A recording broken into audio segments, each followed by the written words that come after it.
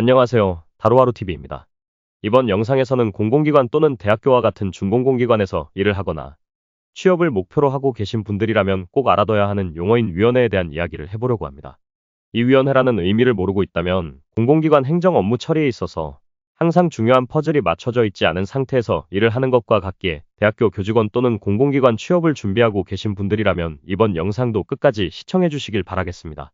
솔직히 저 또한 대학교 교직원, 공기업에 취업하기 전에는 이 위원회라는 기구에 대한 이해가 전혀 없었고 실제로 학교에 다닐 때나 사기업에 근무를 할 때에는 거의 사용하지 않는 단어이다 보니 이러한 용어가 낯설었습니다.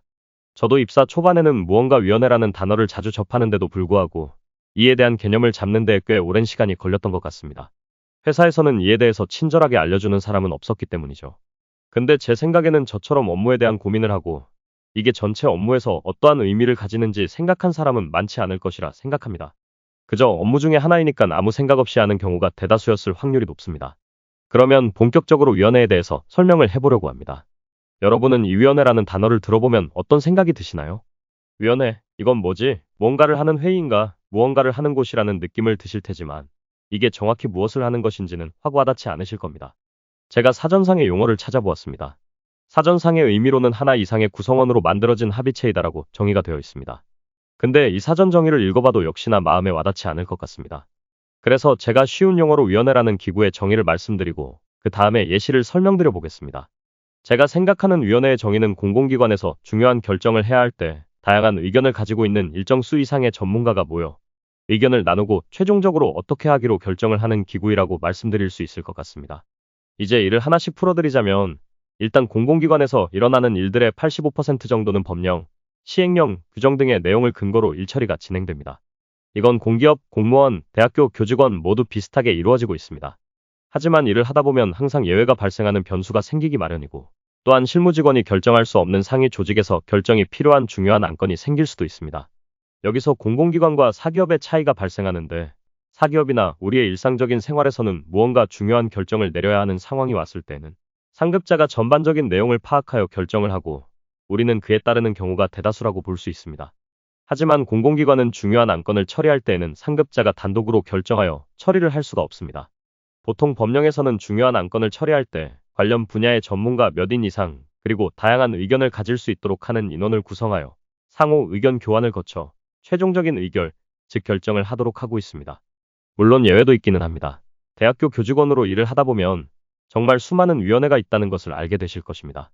대표적으로는 교무위원회, 기획위원회, 학생복지위원회 등이 있습니다. 교무위원회에서는 학교 수업, 학적 등에 있어서 중요한 안건을 의결해야 할 때 위원들이 모이는 자리이고 총장님과 각 부서의 처장 교수님들이 위원으로 구성되어 있습니다. 기획위원회, 학생복지위원회 등도 마찬가지입니다.